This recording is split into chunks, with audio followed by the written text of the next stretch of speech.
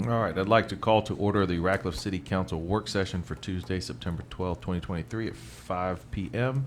It's being held live here at Ratcliffe City Hall and being streamed live on Facebook. If you will please rise for an invocation and remain standing for a pledge. Let us pray. Father, we thank you for this day. We thank you for your many blessings. We're thankful for the mayor and each city council person and our city attorney and all of the supervisors in the city of Radcliffe. Father, we're thankful for our citizens, our military, and Father, as we yesterday celebrated Patriots Day and remembered and honored those who lost their lives, we are thankful also for our first responders and our military members and what they do for us each and every day. In Jesus' name we pray. Amen. Amen. Allegiance to the flag of the United States of America and to the republic for which it stands, one nation, under God, indivisible, with liberty and justice for all. All right. All right, so first on our work session, well, welcome everyone. First on our work session, we have Chief Cross, and you've got a couple guests that you've brought with you to talk about flock safety cameras. Oh, there you go. And you all heard of what? Hey, hold on, Jeff. Make sure it mic's. Yeah, turn that thing off. There we go. There you go.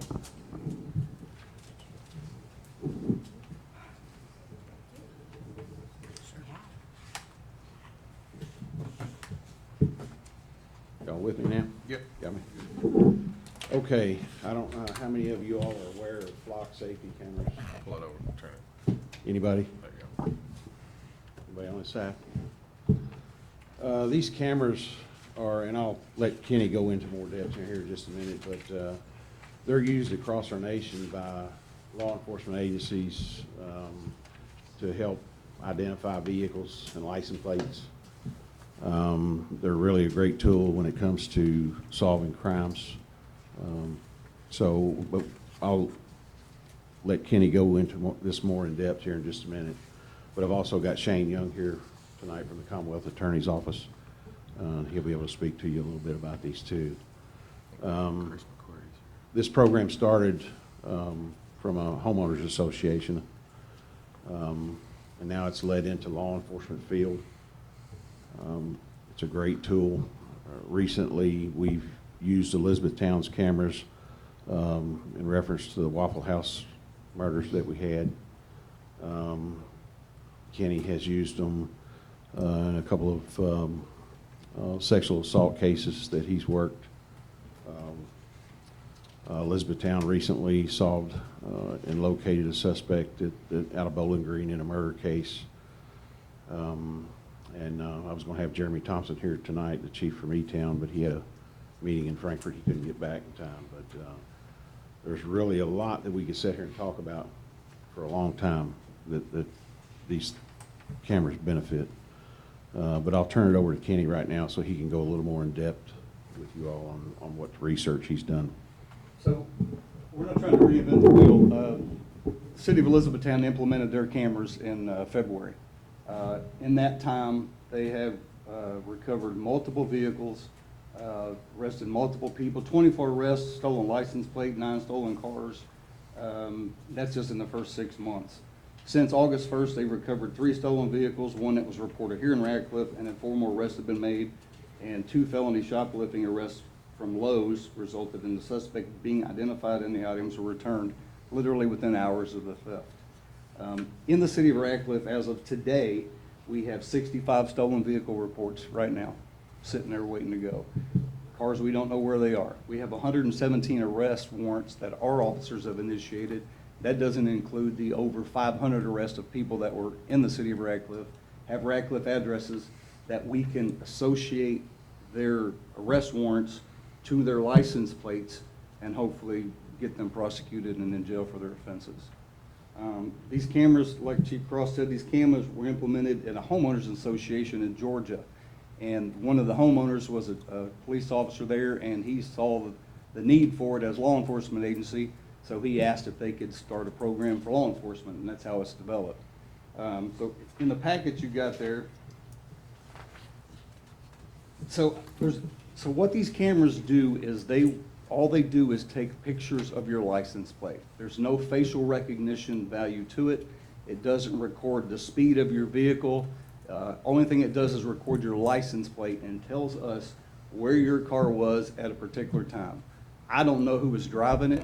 I just know that your car was in a location at a certain point. That's the goal of this, is to locate vehicles, identify people that are in those cars, and go from that point. Kenny, you gonna go into how that, Sorry? are you gonna go into the amount of data that? Yeah, so okay. I don't want to jump to you, I just didn't No, know no, if that's that's a okay. key point there. I'm gonna go back to Elizabethtown. So E-Town has 6 cameras at Ring and Dixie. Everybody knows where Ring and Dixie's at. They record over 50,000 plate reads a day. That's over 1 million license plate reads every month. We are suggesting, we have discussed a bank of 10 cameras that will be strategically placed in the city of Radcliffe at different locations, coming and going. We're trying to cover, right now, we want to cover everything coming into the city, and then if it plays out, we can facilitate everything leaving the city at a later time. There's a lot of questions about the what a license plate reader does and if it violates your civil rights. If I go out here and stand in Lincoln Trail and take pictures of your license plate, it's the same thing. This just stores it in a database, and we have access to it 24 hours a day, and we can search it. If we're looking for a vehicle that has a bumper sticker that says, you know, I love Jesus, or whatever, we can filter the search down to that particular bumper sticker. We don't know what kind of car it's on, then we come up with the license number, then we can follow up with it on an investigation. Again, no facial recognition value to it. It doesn't record who's driving your car, it just tells us that your car was at a certain place at a certain time. Again, another thing this does, it frees up our officers.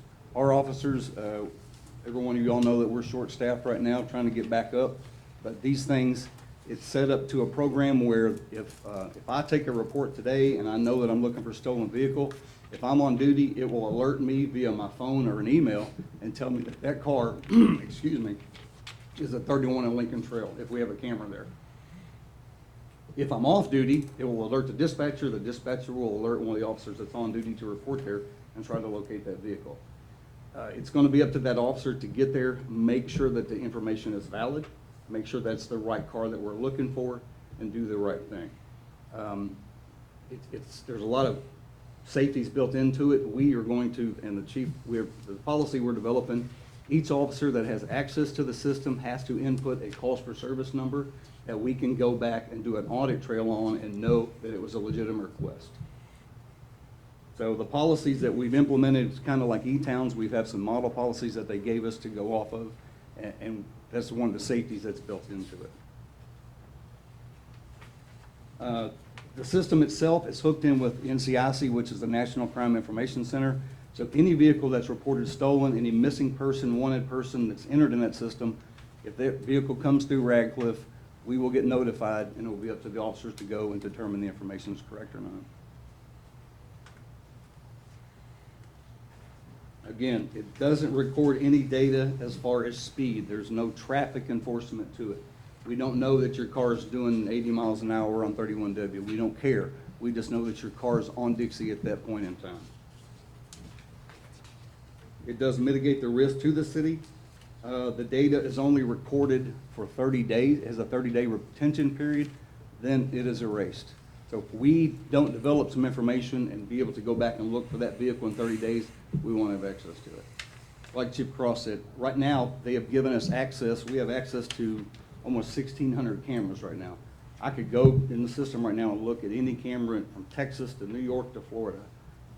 And actually, one of our officers stopped a car that was stealing diesel fuel, and they, through E-Town's flock system, they traced that car back to Florida, to Georgia, to Tennessee, and up here. So they developed a case the entire way. I could sit here and tell you, I have documents on document of results. Lexington's in 3 months, they recovered $861,000 worth of vehicles, 57 stolen vehicles, served 2 warrants, 4 missing persons. It's based upon the information that we put into the system. If we have a missing person, a missing child, we get the information into the system rapidly.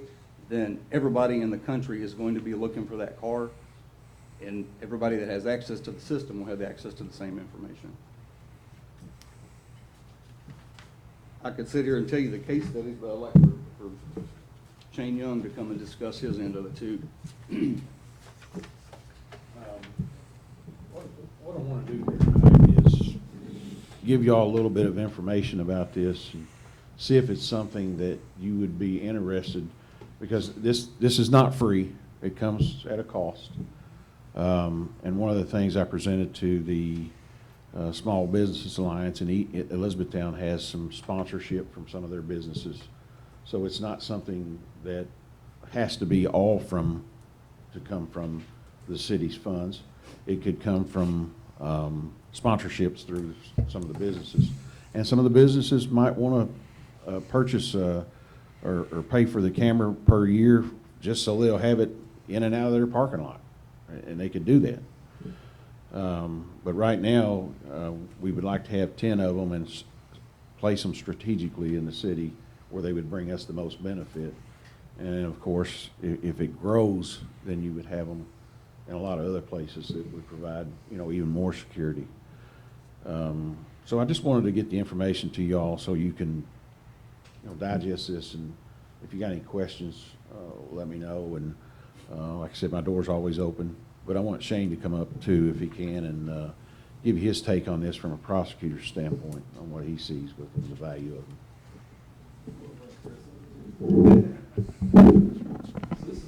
I'm Shane, I'm a county attorney, and Chris is my first assistant. So we are by no means legal experts. We deal with Fourth Amendment issues. I know Ms. Morales had asked about the Fourth Amendment. I believe in the camera so much, I've offered to pay a third of the cost up front. Okay, so we told, I didn't know what a flock camera was. I had no idea what it was. They got them in Elizabethtown and they started making cases. When I say make a case, they had a shoplifting incident that the person saw. The store owner saw somebody drive away in a silver car. They could put in a time frame when that car left that parking lot, and up till, like, if it left at 12 and it was 1 o'clock, they could do 12 till present. And a general area with the flock camera, they got them labeled. I think they have like 17 of them now or something, but they can put in what area it is, and it'll pull up every silver car in that area. And then I've actually watched this work, and Melissa, who runs it, goes, did it have silver rims or black rims? And they said it had silver rims. So when it had silver rims, she goes, it's this car right here.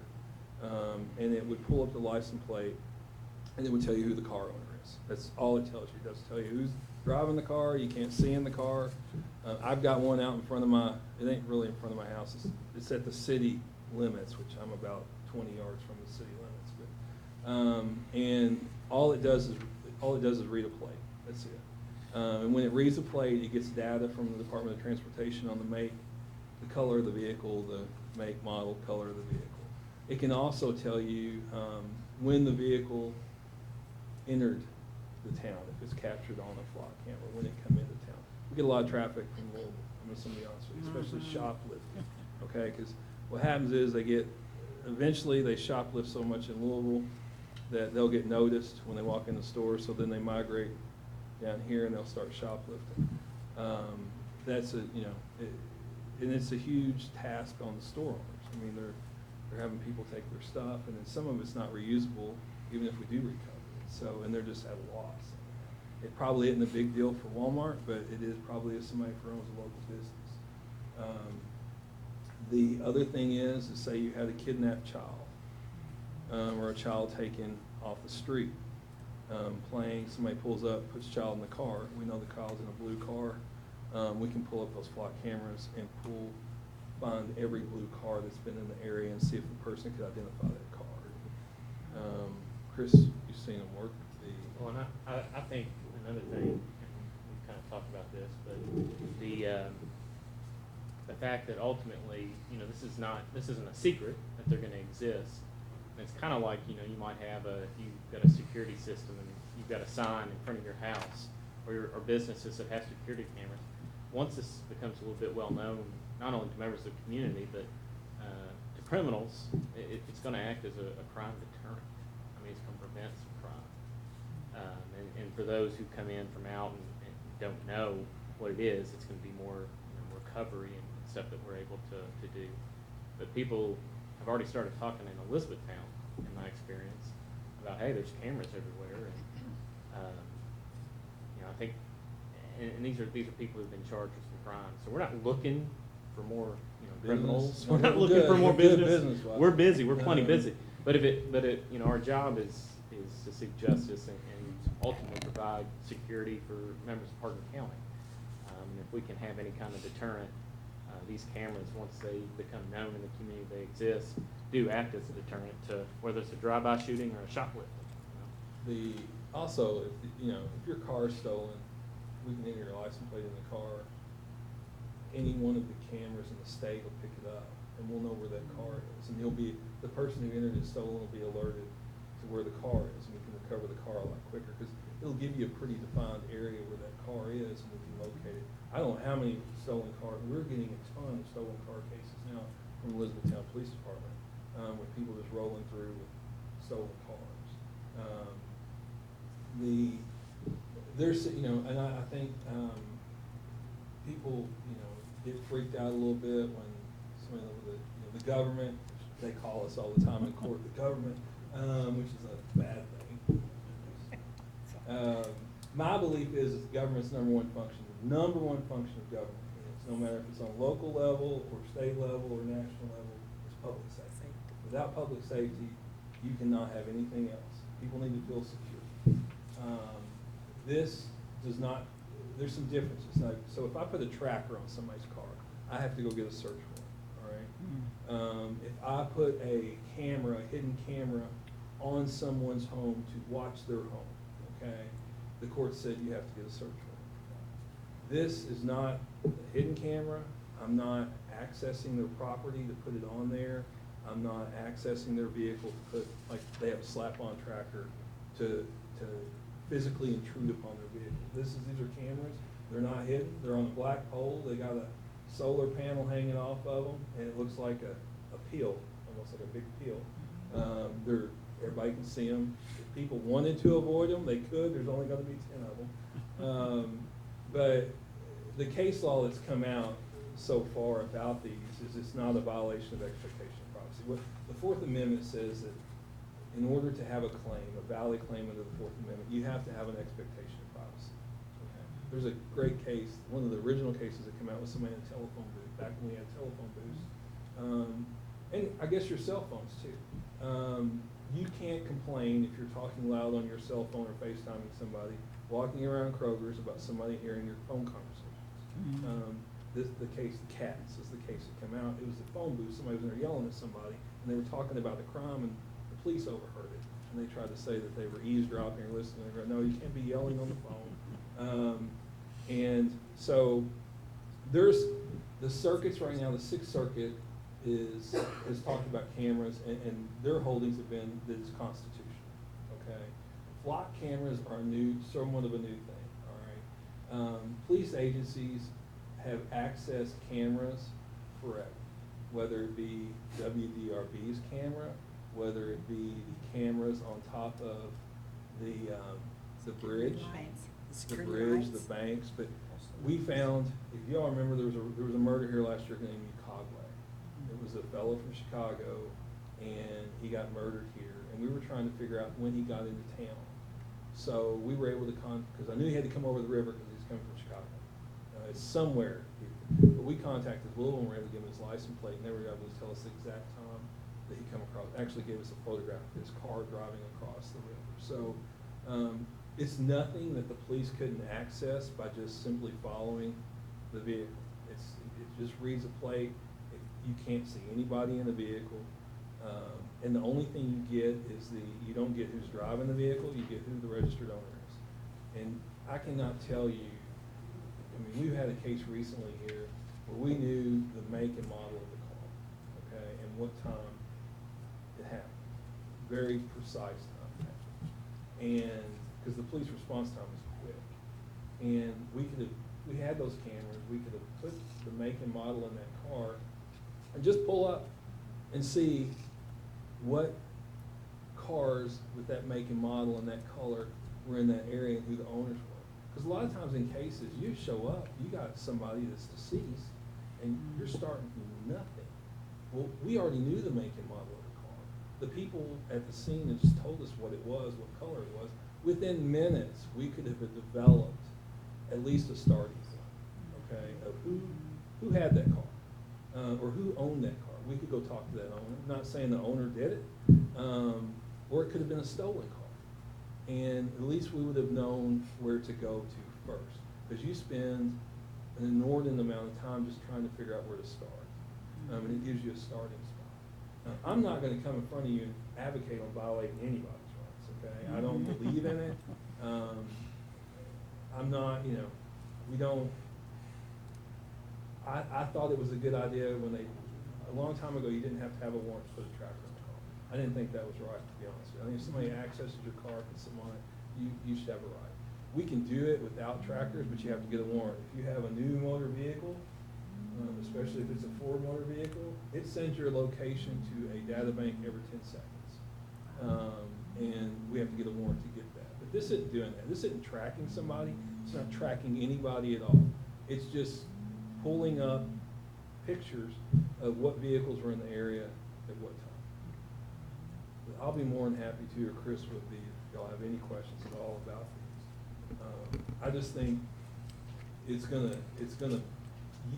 for your return on investment, for stolen property, stolen cars, and solving crimes, getting bad people off the streets, it is a significant return on investment. So much so, I'm giving, so.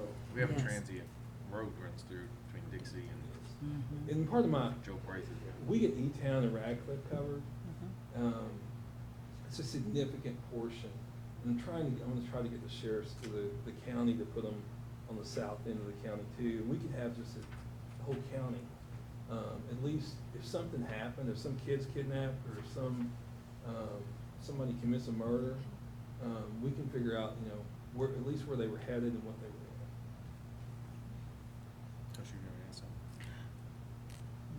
Yeah, go ahead, either one. Well, first of all, thank you for even willing to invest in our community, because that says a lot, and I appreciate that. I had heard this from Chief Thompson from E-Town when you all were at the Radcliffe Small Business, and I thought it was obviously a very good idea, so much so that, like you, I said, what does it take to invest? I talked to Chief Cross, how do we do this? How do we do this? It is vital, right? Safety. And then you get some pushback, which is what I already asked you, and I appreciate you for addressing that, because that's what some people feel like you're violating their privacy. So I really appreciate you explaining that as well.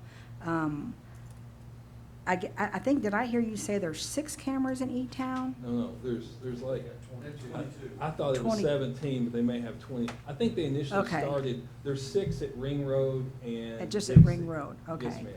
Because I was That's trying to probably figure the out why we busiest needed, they needed intersection. 6 and we needed 10, but, okay, so it's 22, 10, that Yes. makes sense, okay. They cover the circle around the city perimeter. Okay. And then I know there's 6 cameras there, because I believe that is possibly the busiest intersection in the county right now.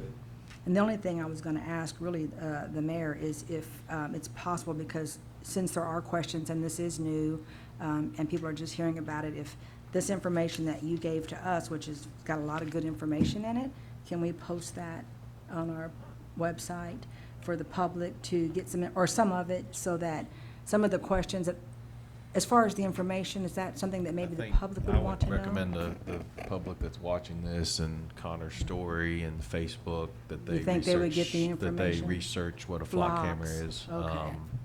On their own. If they have questions, obviously they can reach out. Okay. I mean, I think that would be a fair, Okay, because I mean, pretty much you put out the data and how vital it is and what it does, and, you know, so if anybody has so questions, then they. kind of what we're doing now is discussing it, and like Shane said, and Chris, they were out at a scene that we had here in Radcliffe, and I walked up to Shane, it was one of the first things he said, this would have helped tremendously. Yes. If we would have had something in place for some crime that happened in our community, so, and then what the office, Commonwealth office willingness to support the project Yes. is why, It's a lot. yeah, him being here tonight means they're behind it. I mean, that's a big I just didn't statement. know if there were any questions that maybe like one or two or three that, you know how you have like frequently asked questions or questions that would just ease the public's mind or just, or if even on your website or on your Facebook, Chief, just, you know, something that might just say, safety. I don't know that it's necessary, but, I think in the time and place we live in today, everyone has their opinion, everybody has their thoughts. I think it's up to Right. us to make the decision Okay. and sell the public on what the correct, why we're doing it and the Right. reason for Okay. it. And, you know, Okay. obviously, for me, and I spoke with Shane privately and the chief privately, I can talk about flock cameras right now, and probably when I leave here, I get on Facebook, and there's gonna be a flock camera ad on my phone. So when you talk Yes. about expectations of privacy, it's not there. I mean, it's, Honestly, yeah. and this is not gonna, 99.999% of the population would never be affected by it. Yeah. Because just it's a really quick timing thing.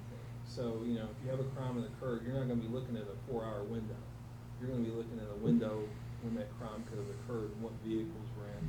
I mean, I remember, I grew up in Paducah, and I got pulled over once because I was in a vehicle that matched a suspect of a robbery vehicle. Now, I wasn't involved in a robbery, but the police officer, once he walked up, he realized that because I didn't match the person's description. This is gonna save a lot of that because, we're gonna be able to figure out a defined area and look to see, and honestly, it should benefit more individuals than it should ever Hurt any- affect any kind of freedom of movement or anything they experience. Yeah, it's one of the things too in Lexington, if you ever get back on Versailles Road, there's like 7 of them on a pole as you get on the Bluegrass Parkway. And every time I used to pass it, I didn't really know I just thought they were, Hit and Yeah. runs, that's another area where we see it, where someone's actually hit and the vehicle leaves.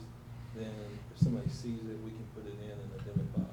let me ask you one question. Mhm. Pam, you're in a Well, bank? I do have a question, Well, let and me maybe a- this is not. I want to ask you a question. You're in a Okay. bank, you've been in a bank for years, you all have had cameras for many years. Did you feel secure with those cameras in there, or? Well, yeah, of course I feel secure. Yeah, because Mhm. just in case something was to happen, you have a You visual. know, and two, I'm leaving, later than some of the staff at times, so, yeah. Gotcha. Okay, But sorry. I do, and maybe this is not a fair question to ask, but what kind of turnaround time, like from when, like if you've got the information about an incident, how quickly can you gather the information about the vehicle that you're looking for? It's instantaneous. It's when you put it in there. Like, I was, just happened to be at EPD one day, okay, and Melissa was sitting there and the police officer called and goes, hey, we just had a shoplifting at Gap.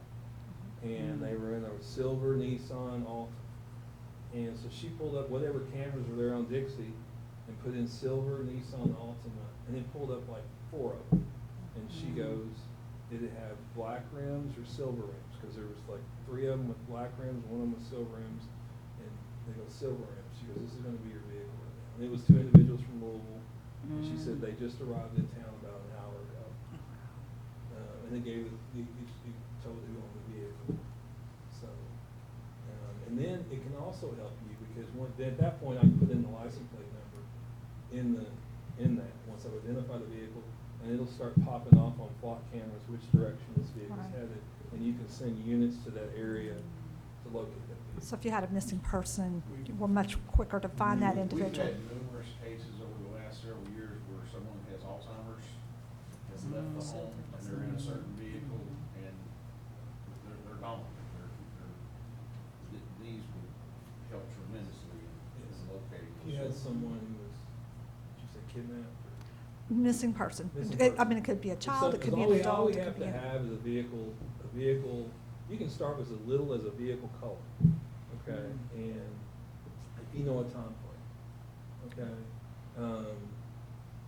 Now, if it happened to be like on the outside of a neighborhood, you could probably watch every car that goes in there, but you're gonna have to depend on something else because there's just not enough. But if you have like a make or a model of a vehicle, we can narrow it down to how many of those vehicles were in that area at the time, and then just go talk to those people.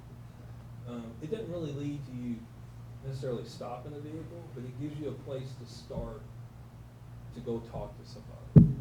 So if you have a missing, say you have somebody that's missing, and we know that the last time they were seen, they were in a brown Oldsmobile. And in a time frame, we can put that in there and find out how many brown Oldsmobiles were in the area at that time, and at least go talk to those people to go, hey, listen, do you know who was driving? Were you driving your vehicle? Were you in there for personal business or whatever? We're just talking to you because we have a missing person. We're trying to, most people aren't gonna complain about, somebody coming and talking to them about something. And it also tells us if that vehicle's going in this direction, we don't have our officers spending a lot of wasted time all over the place looking for that vehicle if we know somewhat of the direction it's going. And, you know, if you also have somebody who's, there's other ways to, you know, say you had a victim, like a victim who is, being harassed by someone.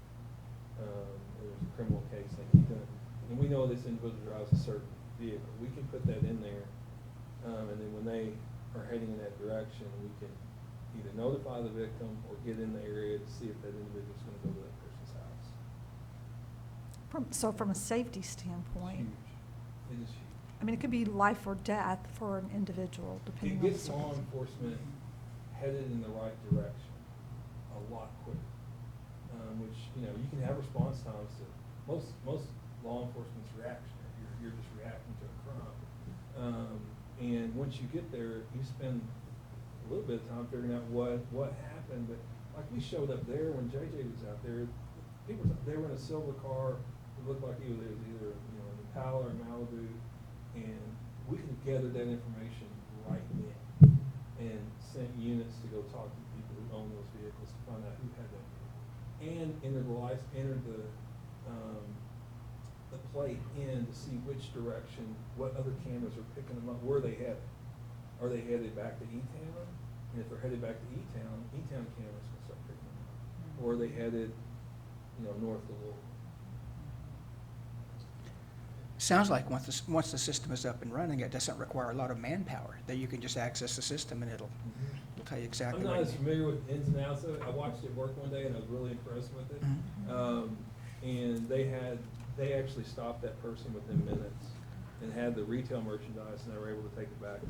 So where's the hub that is used to gather this, like if I'm trying to research, so like if Cross is trying to find this individual, do we have a location at the city of Radcliffe, or do we have to go? Kenny has been researching that, but we're signed up on this system temporarily, and so that we can see how it works. And There's Kenny has been everybody, I'm researching. gonna be one administrator for each agency, and then each officer will have input, they can input data or they can search. Like I mentioned before, they're gonna have to put a cost per service number in there to do a search. You can't just arbitrarily go in there and search a vehicle. Okay. So they're gonna have to justifiable reason for to go in there and look for it. But there's one administrator for each agency. Our policy would dictate. And then they house everything, you're basically leasing the equipment for the 2 years that we're gonna sign up. They own, house. And I'll talk a little bit about pricing and everything here in just a minute. Okay. Maintain all that. Yeah. Sadly, one of the things that we have talked about since I've been on council for these last 9 months is trying to get manpower, trying to get people to work for the police department, trying to cover the broad area of the city. And it sounds like this will give us a tool which will help stretch the thinness that we already have and help us do a much better job with what we do have until we get more people. Huh? No. Let this help. That, you know, and any, yeah, like. I didn't know if you could the mention Waffle House thing too, it's, I mean, it would have helped in that respect as well. I mean, we would have figured out whose vehicle that was leaving the Waffle House that night right away. And we ended up finding them, and it took us probably a day longer to find them than it originally would have. We had the gentleman from Waffle House Corporate Security in, talking to him, and they have several locations and they have cameras just on their parking lot. So I broached it with him, I was like, well, if we get this up and running, would you guys be interested in putting one here? And he said, yeah. So, and again, it goes back to the community partnerships, where they're willing to pay for one just to put it on their parking lot. I know you got interviews. Anybody else got a question? I know, Ms. Owens. Yes, ma'am. Just bringing this home, because I think everybody's going in the same direction. My experience with it comes from Heidelberg, Simbach, and Kaiserslautern, in which we used it immensely because you're crossing borders back and forth, Right. not only internally to the country, but externally when you leave.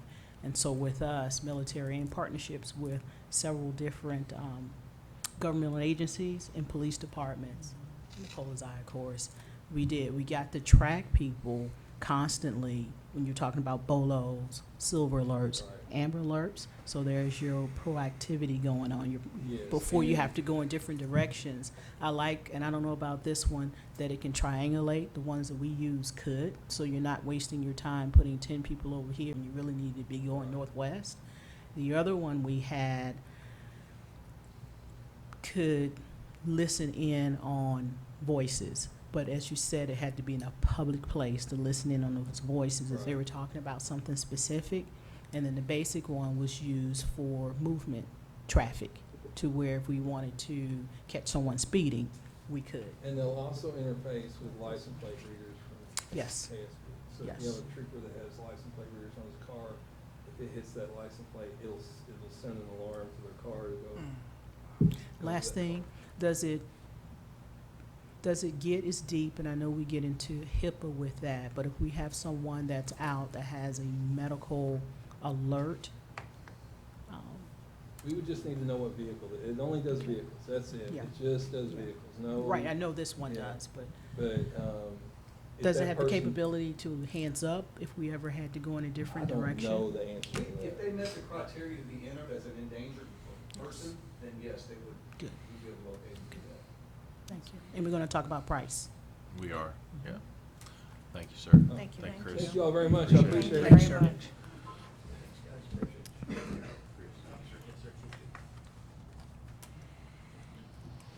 So kind of the purpose in bringing this up, Chief Cross, you want to go come back up here, Kenny? Chief Cross and I had discussed this, he had brought it to my attention, and ultimately was looking at doing this at next budget time, but I think the recent actions and some of the, I'd say crime we've had in our community over the last few months has been kind of the reason why we've kind of pushed the agenda a little bit farther than what the Commonwealth Attorney's Office willing Yeah. to pay a little extra to help out. I think mean, it was- that's huge. When Shane came to me and said, look, we're willing to put up a huge portion of this cost initially. So what you have here is they require us to sign a 2-year contract.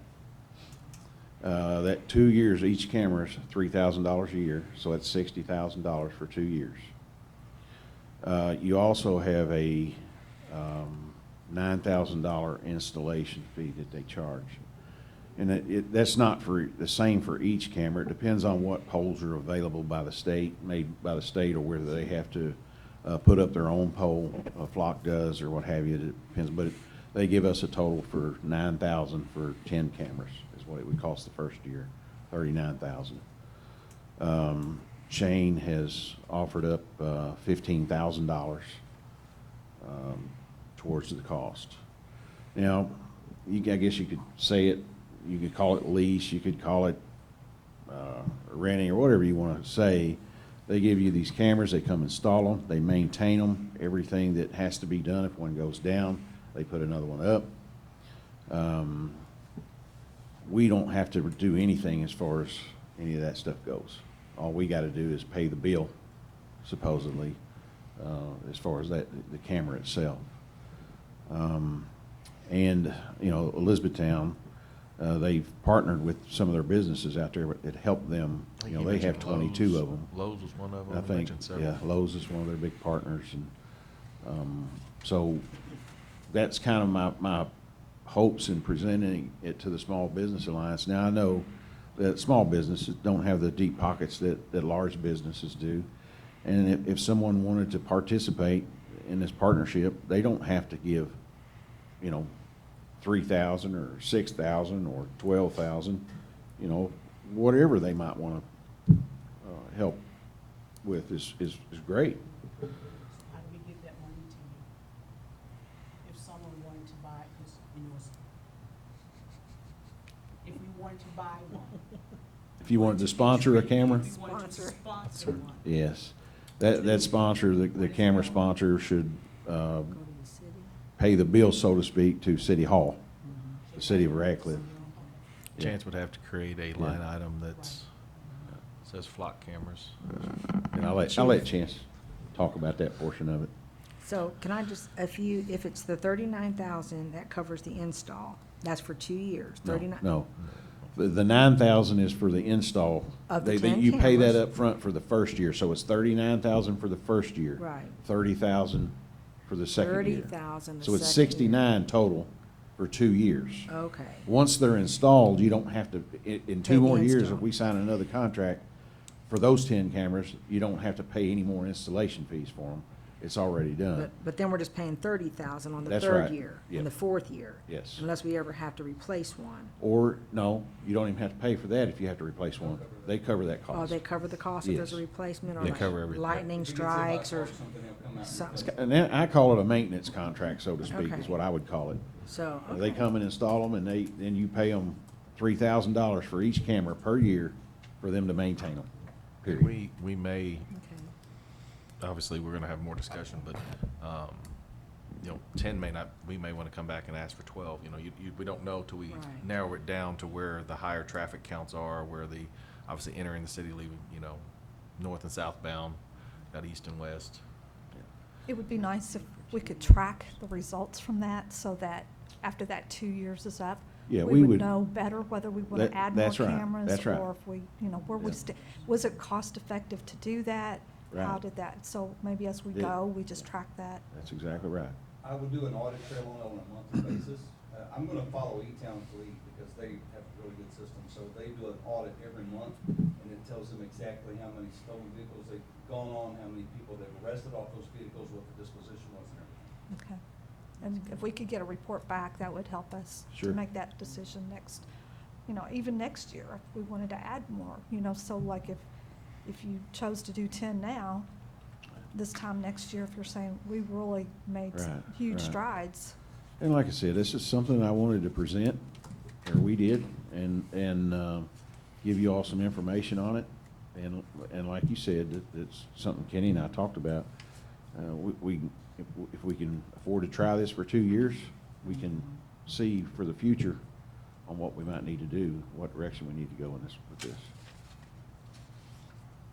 Any other questions? Appreciate y'all's time. Thank you very much. Thank you. And then if we wanna do a follow-up, or Kenny, if we need to have the presentation, or something, we can just follow up. Alright. So next, we're gonna have Mr. Chance Fox. He is going to discuss the annual ad valorem tax for the fiscal year of 2024.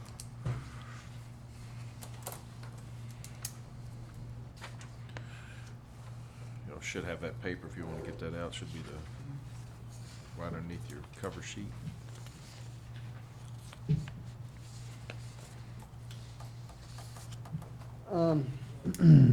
Pretty simple process, I guess. We get the assessments. Some of this I just kind of touch on as, the process is usually the same each year, but I guess informational for those that are listening. We get the tax assessments annually from PBA, usually around middle of August, late August, something like that. So that gives me enough time then to run the calculations off of a pre-described worksheet. It's the same worksheet that all municipal governments use to calculate their tax rates. So that's what I've done. The figures, they change obviously each year. Properties are reassessed by the PVAs based off, fair market value, deed transfers of property. There's new property, new construction property that comes on the tax roll. There's also property that comes off the tax roll. So it's kind of a fluctuating assessment. But typically they do go up each year, especially on real estate. Sometimes there's fluctuations on personal property because those tangible assessments come off business tax returns, and depending on the value of those according to their individual CPAs and how they do their taxes and such, that determines those values. But I've ran the numbers off the calculation worksheet, and I think you have a copy of that. The tax rate as computed, and what you'd also refer to as a compensating rate, was computed to be 0.144. per $100 of assessment, so 14 cents per 100, or $1.44 per $1,000 of assessed value. That rate, as computed, is lower than the computed rate and adopted rate of last year that the council accepted. It was 0.147. So 3 cents per 100 of assessed value if the council were to accept the computed rate of 0.144. I mentioned this last year because it seems to be the trend, but I'll mention it again, that the rate continues to go down, which is a good thing. It's a good thing for the taxpayers. That doesn't mean that the city is losing money. It just means that the assessment totals are higher than they were the previous year, and that is the case as it has been. So the computed rate of 144 would be the lowest rate the city has ever had, just as the rate of 0.147 was the lowest rate we had last year. What'd you say? Say it again. I didn't hear you. So, What'd you just say? It's the lowest rate we've ever had? I said, last year's rate at 147 was the lowest ad valorem tax rate we've had. So So 144. accepting a rate, obviously as computed this year, would again be the lowest tax rate that we've had for real property. The second component of that is the personal rate, the personal property tangibles. That is a tax rate that generally is paid by businesses off of items like merchants inventory, furniture and fixture items. Again, those are all values that come off individual, or not individual, I guess the business's individual tax returns. And then those values are given to us also by PVA off of the state tax returns. And that rate actually is a little higher this year. As computed, it would be proposed or computed to be 0.165 for every $100, whereas last year's rate was 0.153. So that's about, I guess, what, 12 cents per $100. What'd that drive? What'd that drive? So, so it's the converse of what I mentioned on ad valorem tax. So what drives the rate up is lower assessments. So the personal property assessments were lower for 2023 than they were for 2022. It does happen. It doesn't necessarily happen often, but it does happen, and I guess there could be, all kinds of factors that could determine that. Could be that depreciation schedules that businesses have lowered the assessed values, so they pay, so therefore they pay less tax. Could be, like I say, could be a multitude of reasons. But when I look at the numbers, and this may be a little too much detail, but I'll just say it because that's what's contributing to this rate. So for 2022, there was $65,171,000 of assessed personal property off of, I guess what you'd say, Ratcliffe businesses. But for 2023, it went down by about $3 million to $62 million. So when you go down $3 million, it's gonna drive the rate up a little bit. So, but historically, the rate of 0.165 is still significantly lower than we've had in the past. I mean, we've had personal property tax rates of 0.2, or it's been over 20 cents, and not that long ago. So overall, it is still a very good rate for those folks that have to pay that rate.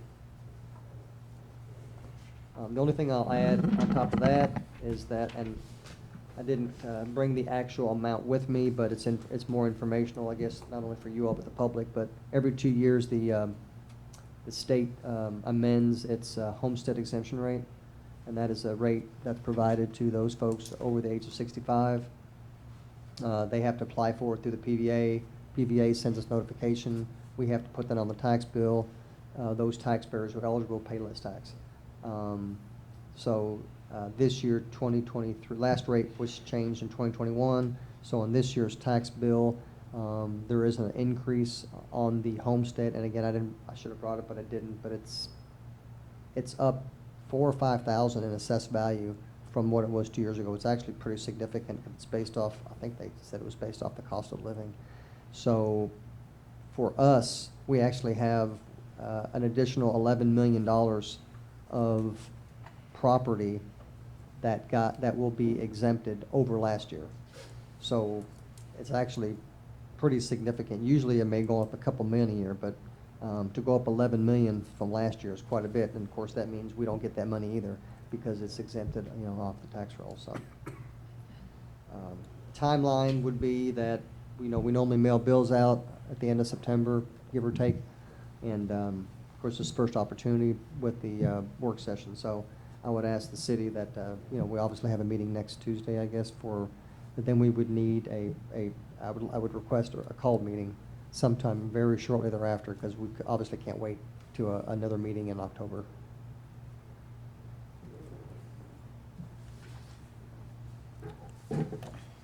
Pam, were you asking a question? Or, because I'll wait for you if you want to. Well, I was just trying to figure out what that was gonna look like. So, it's a Kentucky thing, isn't that what you said? Kentucky drives that homestead exemption. Yes, I mean, we don't, So it looks like, I just Googled it, it looks like it's like 46,350. yeah, it might have been like 42 last year, something like that, but So if you have a $100,000 home, you're taking that value off, and that's what you're being taxed on. you're paying tax on 53,000, right? So it's significant. That's what the intent is, obviously, for those folks There's that gotta are. be some breaks, right? And it's not only age based off the homestead, it's also the disability. Disability. If you have a disability and you qualify, you get it as well. So this may not be very well received or very favorable. But if I'm looking at this correctly, and I know it's really nice to have the lowest tax rate. It really, really is. Living in this city for many, many, many years. But if I'm seeing this correctly, if we take what you computed is the .144, then the city generates $42,000, right? In a sense, it would Roughly. generate 42,000 more, correct? than what More, the- more. We break even on what we More. never drop down below, but assessments went up, we get the same amount plus, But if we took the 4%, .04. okay, 4% rate of .150, then we would stand to gain $70,000 more for the city. In this. And still, it's still a very low It is. rate. I did a calculation before coming out here. $200,000 home, that would be a $12 difference, $12 for the year. Yeah, so $12, thank you, for one home, which, again, $12 is a lot. I'm not trying to say one way or the other what $12 is to somebody. But $70,000 to the city, if we did the .150, which is still lower than we've been over time in years. And I know last year we stayed with the lowest that we've ever had in the city. I don't know that it's the best solution to always just stay with the lowest when the impact to the city is significant. For an example, $70,000 would pay for those block cameras, something that, again, is a safety, would be a safety tool, as Councilman Brown called it, and that would come from just that alone. So I'm just throwing that out there, food for thought. Along that line, if you wanted to talk about that, how much do people pay for security systems for their homes? For our city to be safe, Because you're is it saying worth $12 a year. for a right? $200,000 home? Right, a Yes. year. Well, So, we probably have to make, I'm right. just saying, that's just No, conversation. I know, but if you want to, because ultimately we have to write this ordinance and it has to be ready for Tuesday, so we kind of need to know if that's a direction. the Well, it's council- not, it's more than that. If you accept a rate above the computed rate, you have to have a public hearing. If it's over, If it's over the computed rate, whether Yeah. you go 1%, 2%, 3, or up to 4, you got a Yeah. public hearing. Now, it's an advertised public hearing, gives the taxpayer an opportunity to voice their concerns, whatever, but I thought it was just above the 4%. Yes, above the 4%. Did that change the statute? if you take, I thought you it have was the any option. rate above the computed rate. Used to, you could, no, you get 4% without a hearing. Once you get above 4%. Anything trigger the above public 4, you hearing. gotta have a public hearing. So I think they can, They can do a 4, unless something's changed, but it's I my don't think. understanding, unless the state changed the ad valorem statute, but it's not, I don't think it's any increase. It's only above the 4%. So the cap is .15 that you could have without a public hearing requirement. Okay. Yeah. It's been, And that's I'm what just would looking, be it's been, the 0.15. last time we did that, it was 2010. So it's been potentially 13 years since we had a rate above the computed rate, so. And we one above the 4%. No, we have not. And this is still not going above the 4%. No. Right, so this is not going above the 4%, but it is still historically low over years, but it benefits the city by $70,000. And I just Is it personally. 70 or is it the difference between? The difference between the difference. 42 and the So 112. it's 30. Yeah. No, Well, no, the it's, difference between the 42 and the 112. right? So it's It's 70, 70 plus. yeah.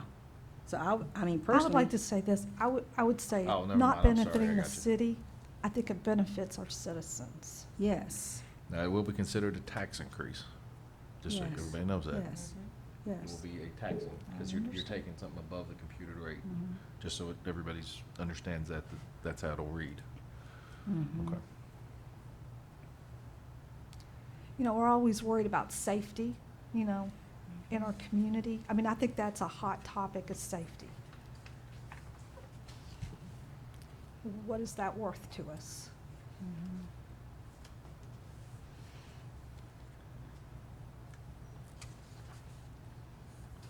So are you asking us, Mayor, to? Yeah, we kind of need to know the ordinance, 'cause- Well, we can do, one way you can do it too is, because since Councilman Merrill just brought it up, I don't know if the full council really is ready to do a decision or not right now, but I mean, obviously you could present two ordinances and you can decide based off of a motion and a second which ordinance you read next Tuesday. One Yeah, could be it's at a the, big deal to do 2 ordinances for that. you could do one as I drafted, which is, which is the .1, .144. 144, and then I could just, you have another one, and just, however the votes are made 150. and seconded, I guess that'll determine. Whichever one the consensus was. That's, usually it's a motion that we're gonna adopt the One or the other, and then. 4% above the compensating rate, Mm-hmm. the way I've always remembered it, but. Yeah. Shh. I mean, the council may know right now which rate, I don't know, I'm just. No, I mean, I think they should take it and absorb it. Yeah. Because it'll be in the paper and it'll be, so, it'll be on Facebook, people have their mind made up. Yes, that's why I'm trying to make it, from my perspective, clear to the public that it is still historically low.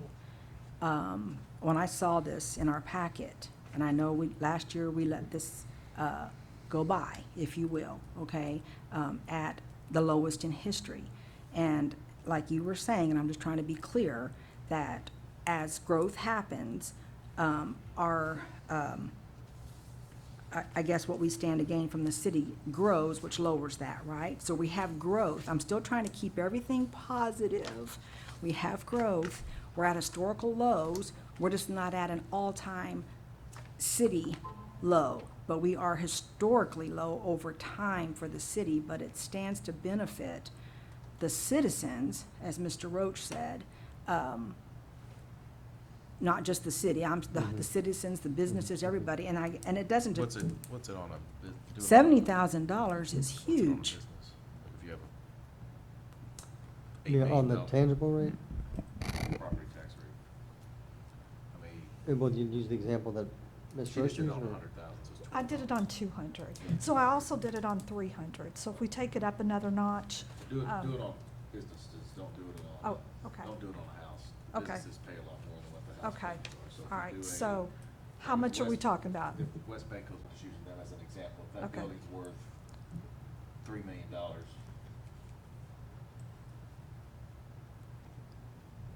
At what, 0.165? if you want to compute the difference, so if you do both, multiply by the computed rate and then take, then the .5 rate.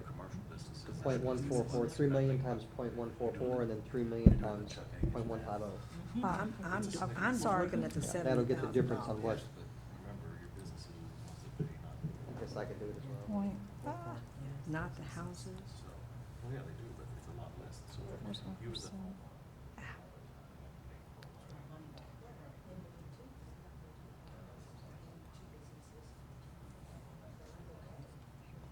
$4,320 on $3 million.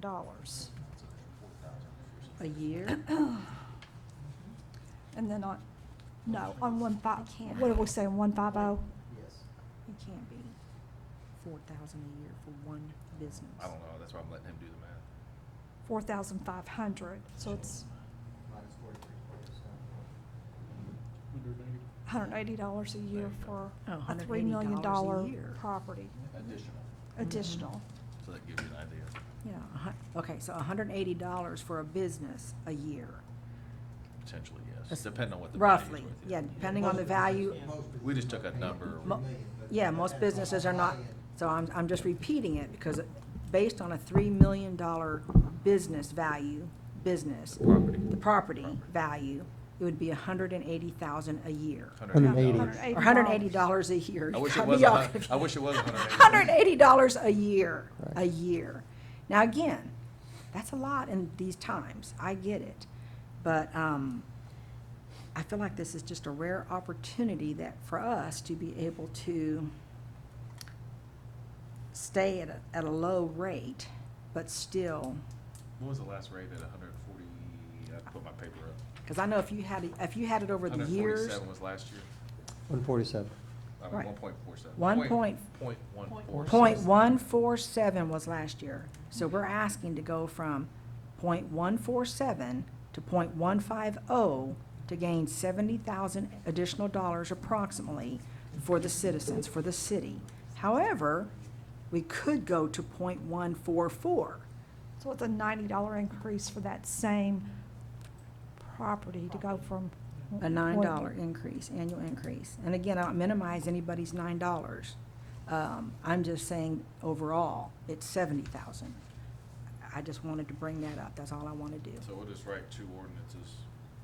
That is, one will have 1.5, Mhm. one will have 1.4. Somebody will make a motion, and that'll be the one that they start off with. I'll make the motion that we introduce. Not yet. this. Oh, I'm sorry. I thought you Next wanted to Tuesday. say- No, I said next week. Somebody Oh, make a so we'll motion, have yeah. two So in we the gonna next do- week. Okay. Yep. Yeah, you do fine. That's all we need, Chancellor. I'm going to thank Mr. Pike for correcting me. Actually, it was me. I asked you to make sure I was correcting that, right? That's right. It was actually me. I wasn't here very long back then. It was me, and then he verified that I was right, and then you were wrong.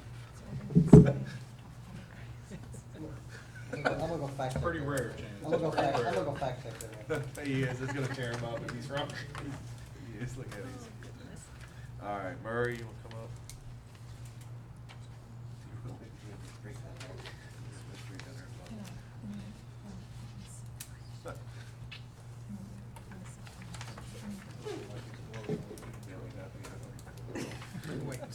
All right, Mr. Murray, you got a zoning reordinance.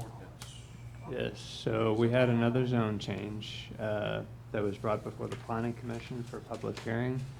And it was for a zone map amendment from a R2 zone to a R4 zone for the property at the intersection of Byerly Boulevard and Susan Court on the east side of Byerly Boulevard.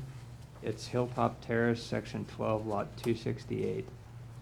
The applicant was Lonnie Dennis, and as I said, the zone change, or the existing zone is a R2 zone, which is low-density single-family zone.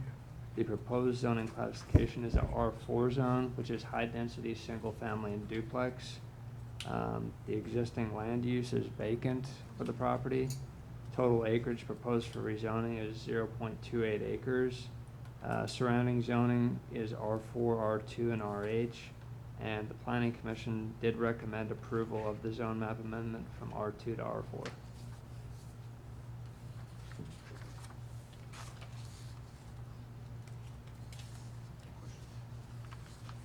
Is that down there where there's other duplexes already there I think around it?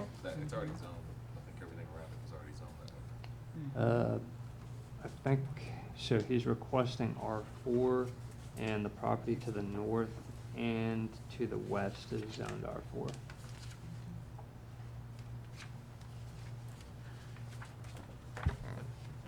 That's a situation where a lot of those properties owned R4 and Hilltop Terrace have single-family homes built on them. And I suppose the reason the developer did that and the builders did that was so they could have smaller lot sizes and more volume of homes. So you've got a mixture of zoning there in that particular micro area of Hilltop Terrace, if you will.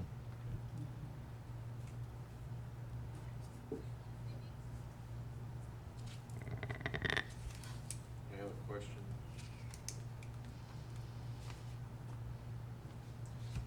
One fact that came up during the hearing is that this particular lot in question that's owned by Mr. and Ms. Dennis is not, it's not underneath the subdivision restrictions that are in the adjacent lots in Hilltop Terrace. So that particular lot is not covered by any restrictions that limit construction to single-family homes, for example, that might be listed or apply to those other lots in the area. So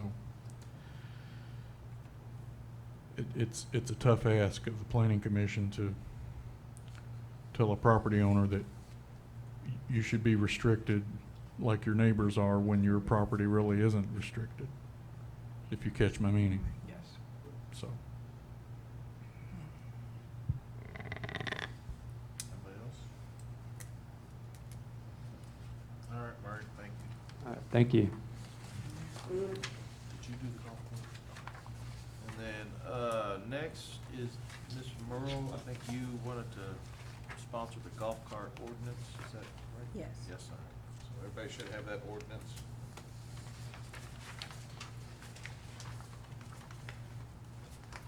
I just didn't know if you wanted to. This is a draft. So you I change- modeled it after the City of Vine Grove's ordinance, but I made some changes because there are some updates that have been made in state law since, I believe, 2020. So, I don't know, I guess the initial question is how much interest does the council have in considering this ordinance? Or considering the option of golf carts? I don't know if there's any discussion on that. It's kind of, I mean, I can just start by saying, based on the discussions we've had in the past, and I know that the one meeting you said a council member has to introduce it. So because we have a citizen in our community, or several citizens in our community that asked, personally, for me, I feel like that's one of the things that we are, elected to do, right, is to honor the request of our citizens, at least to propose it. Now, it doesn't mean it's going to get voted in. It may or it may not, based on this council. And I appreciate Mr. Pike, you putting this together, and I did look over it. I know you all may not have looked over it, but like he said, based on the different examples that we had, that Ms. Ashley produced for us, the only thing I saw different, in case you all don't have those with you, is, which is okay with me, we don't have the inspection fee in there. I think the Vine Grove and some of the other ones had a $5 inspection fee. I don't believe I saw that in this one, in which I'm okay with that. In speaking with, let me bring one. Hey, Kenny, can you run in here real quick? You knew I was gonna call you, didn't you? which I did address this with him too, as You well. wanna, Well, the reason I didn't put an inspection fee is because the new version of the state statute has the sheriff's department doing the inspection. If you recall, I had Yes. Sheriff Ward send me to Frankfurt the inspection class so I could do it instead of having to call a sheriff over there every time we okay. have. that's what I was gonna ask you. Can you Okay. explain Yes, what because I did ask him that. Will you explain what that, so when you, in your former capacity, when you all pass this ordinance, you gotta have somebody that inspects it, that's certified to do the inspections. Do you wanna explain And that? basically what it is, Sheriff Ward has to send someone to Frankfurt. He has to sponsor that person to go to Frankfurt. You're basically a vehicle inspector. It's the same thing as his deputies do when someone brings a vehicle in from out of state. You check the VIN, make sure the odometer is correct, and you sign off on it as a certified inspector to get it done. What I did, our ordinance dictated that they had to have insurance, and we provided them with a orange reflective sticker, the safety triangle, and then we gave them the certification sticker for the year. And like I told Ms. Merle and them, what I did on my own was when I certified one, I gave them a copy of the ordinance and the state laws, and they signed for all that. That way, if they come back and say, well, I didn't know ABC, I was like, well, you signed for it saying that you did. And you all checked the headlights? We rear checked lights, headlights, everything. VIN number, and made sure that, I issued them a orange reflective sticker on a golf bag tag is what it was that they hung on the back of it. Yeah. So I made sure that they had everything to make them completely legal that day. If they went against that at a later date, they were at least provided everything they needed. And for Did you you to have get much- certified, it didn't cost you to get certified to inspect No, these? ma'am, Sheriff Ward just had to call up there, get me registered in the class. I went up there, it was an 8-hour day, went to Frankfurt, got all the certifications, and that was it. And he didn't, he could have requested the fee, but he never did that. It just went back to the city. Did you have very many people sign up for that? I think we had 18 when I left. 18? Yeah. And did you have any issues No. that resulted as a result of that? No, ma'am, I honestly thought, maybe, it all started because of the golf course, and I thought maybe there might be an issue out there. There was a couple people that were letting their underage kids drive the golf carts. Of course, the law prevents that. That's why I gave them a copy of the law, so they know that their 12-year-old son couldn't drive around on a golf cart. But it never was really an issue. We hadn't had no accidents, there was no DUIs, there was no anything. Were those licensed from when you went and got certified, are they transferable to your current position here? I think mine's expired, so it probably would just be going back up there and getting a recertification. So this ordinance then needs some reworking for inspection fees and maybe another clause or two, so. Yeah, I think that's the only thing that I saw that was different. What was your permit fee, 25? It was 5. $25 for the permit, $5 for the inspection. Okay. Yes. And that was a one-time permit fee. For It the didn't year? cost you every year. Wasn't every, okay, I thought it was It every was a year. one-time It was a deal. one-time deal. But we can do it every, You can do it as often as you want, as long as they're willing. to. Annual fee. But then, yes, the inspection was only 5. And if you had to re-inspect it for some reason because they failed. We only charged them one time. One time? When I re-inspected it the next year, I just made sure that the VIN number was correct, because a lot of guys, especially those guys at the golf course, they would trade other golf carts. Mhm. So I would just put down their new VIN number, make sure the license and headlights and everything was correct, and go from there. Okay. Insurance was the big thing. They definitely had to have insurance. Mhm. I had one homeowner that his buddy came over and parked his Harley in his driveway, and I made him get insurance on his golf cart before he could drive it on the street, and he backed into it and knocked his guy's Harley over. So it cost him like $8,000 to fix his motorcycle, and he hadn't bought the insurance, he would have had to pay it out of pocket. Right. Okay. anybody else for Kenny? Mr. Mayor, council members, as I indicated in a previous meeting, I really am apprehensive about this. We're neither a retirement community, and we don't have a golf course. So I just see this as a nuisance ordinance that's going to occupy our admin people, our police department, to no good end. You may have a couple of people who are going to use this, but our streets are not conducive to golf carts. We've got too many people who are distracted, too many people who are speeding, too many people who are not paying attention when they're in a highway. I absolutely think this is a bad idea and a bad way to go. Thank you, Mr. Brown. Along that line, we can restrict what roads that they're being used on. Is that, Yep, we sure can.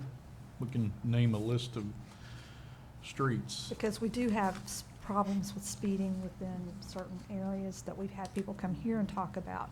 So I do think maybe we need to look at that as if we pass this, to look at that as a viable option to limit those streets. Yeah, none of the state roads are, obviously, if you remember, are counted in this. Right. But I'm thinking like Hilltop, or not Hill Hilltop, Street. Hill Street, Is Hill places Street like that. 35? What's The it? street's 35. 35. Yeah, Plus should it's be. a state road. No, You did. Well, that one side's ours, yeah. Hill Street, Shelton, and Wilson roads are, Pretty tough. Restricted. would be three Should- roads that I would recommend we wouldn't allow. Put on that Right. list, Mhm. right. All right, thanks, Kenny. All right, anybody else? All right, and finally, I've got, actually, we said the appointment, you said on Sherry. And I've got an appointment and a reappointment on my notes. What do I do with? So, I know, I was looking for my cheat sheet. Lee Got too many- Bishop. I got too many, yes, hopefully, I don't know if everybody knows Mr. Bishop. Where's my cheat sheet? Oh, it's gotta be here somewhere, hold on.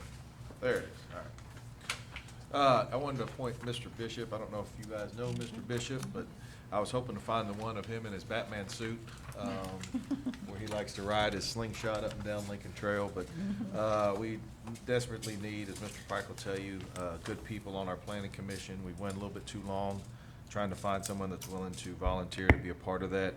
And Mr. Bishop, after speaking with him, would be, I think, a good fit for the commission. Mr. Bishop, of course, is a longtime resident here in Ratcliffe. He attended Cumberland College, and he was drafted in the military, where he began his teaching career. He retired from Fort Knox High School after 37 years of teaching. Mr. Bishop's, of course, been involved in many organizations, civic groups, been a deacon church and stuff. So I think he'd be a great fit for our community. And I, of course, went to school with one of his daughter Stacy, so she's a great person, so that attests to, I'm sure, the life that she led. So if it's with your all's blessing, I'd like to put him on the agenda for reappointment, or for appointment, and then I'd like to appoint Miss Sherry Barnes, reappoint her back to the Planning Commission. She would expire June 30th, 2027. Same for Mr. Bishop. And Ms. Barnes does an excellent job for us. She's been on it for several terms. We're still shorthanded, even if Mr. Bishop is approved, we're still short one, I think, Yeah. because we have 6 total slots on the Planning Commission. We only have 4 filled right now. As you guys know, that is an extremely important city board. They have to Obviously, get it you guys are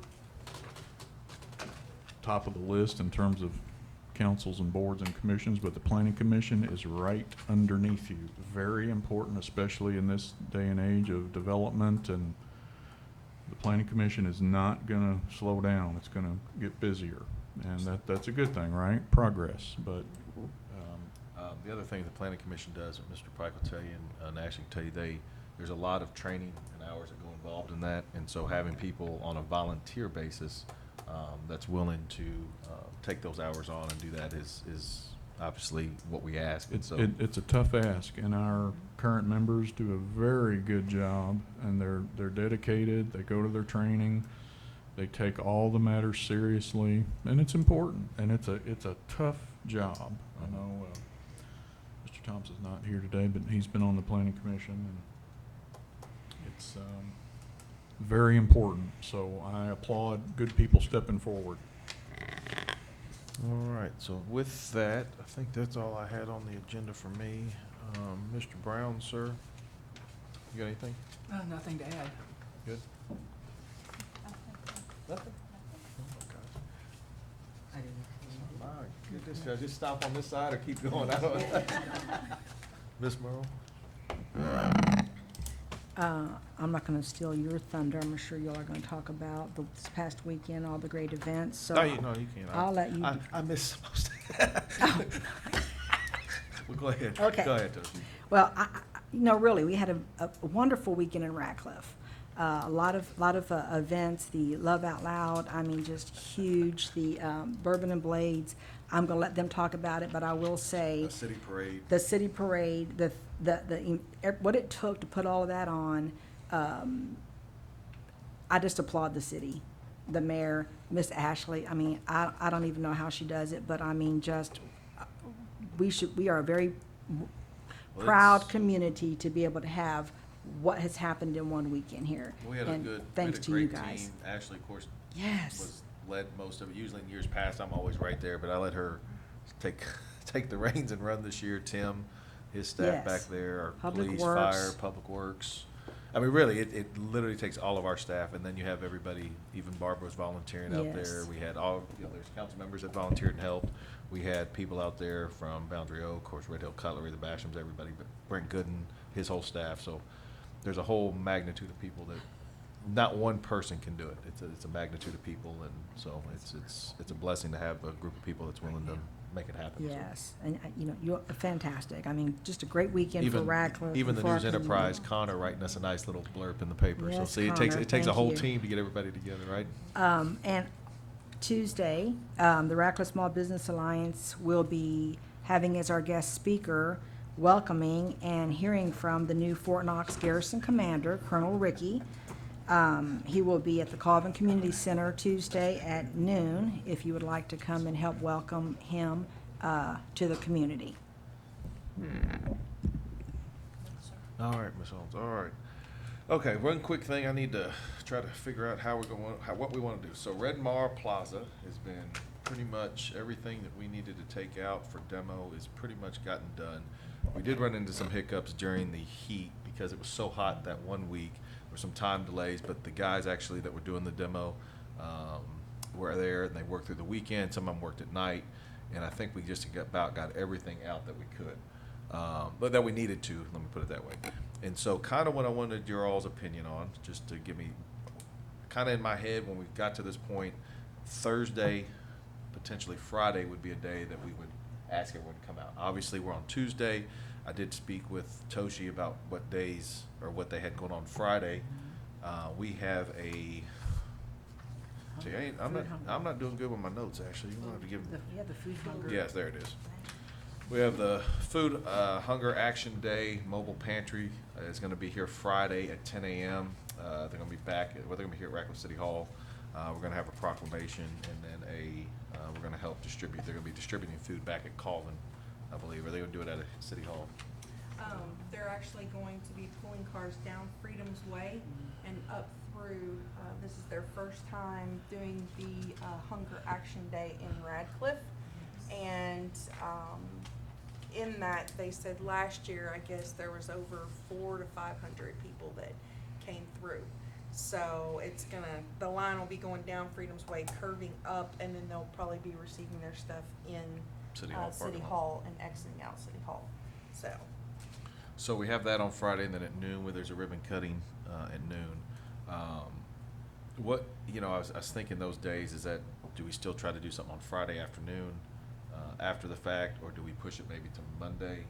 Do we want to try to put, you know, my guys are expecting Thursday or Friday, so that's why I was there. I mean, they're eager to get started. They want to get the thing taken down. So what's your all's thoughts? Are you talking about our hot dog hammering down the, Yes.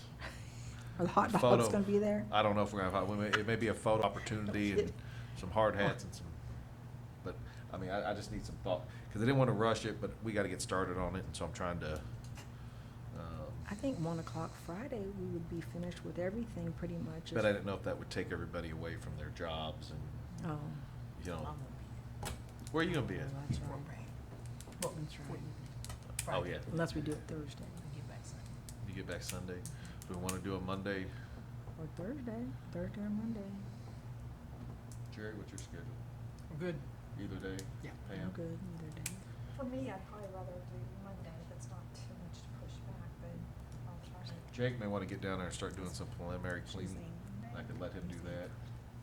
What, Michelle? what do you- I don't know what my schedule is, but Monday might work better than that, and I'm not really for that training, so, On Monday?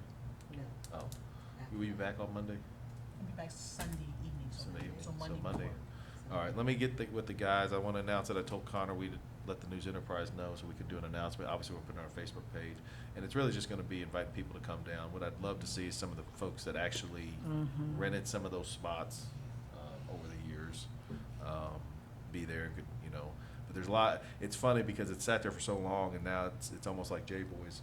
When you took it down, everybody wanted it gone, but then when you actually start taking it down, people are like, I can't believe you're taking it down. I'm like, so it's a kind of a nostalgia. I know Mr. Baker, Bobby, he said he was there when it was built, and he's gonna be there when he takes it down. So, same house, I guess, too, isn't it? Same, no?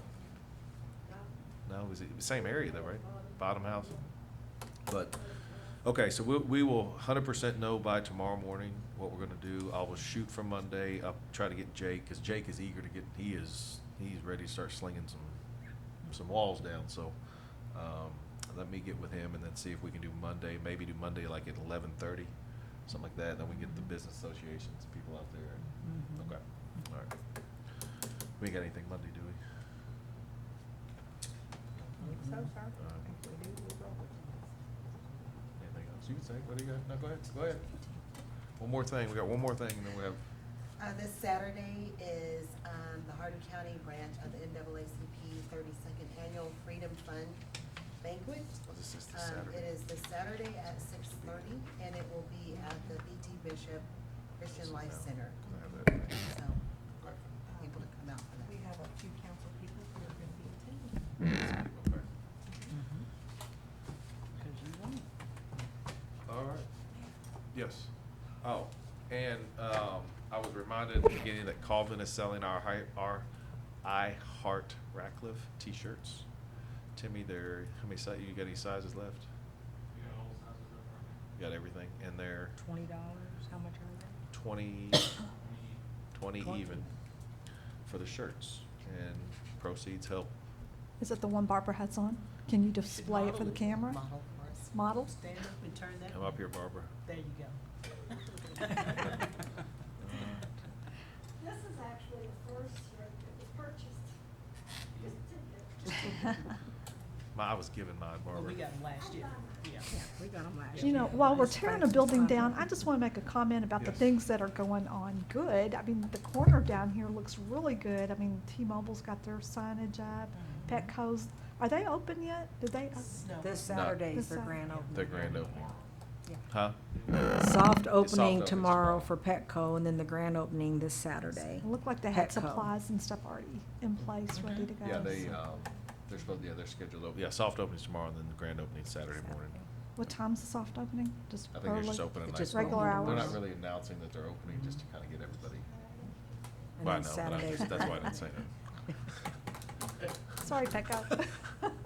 So, all right, with that, I guess we'll see you, next meeting's gonna be, council meeting at 5:30, next Tuesday. And we'll have those on the agenda, any changes to that, just let us know. All right, thank you all. Thank you.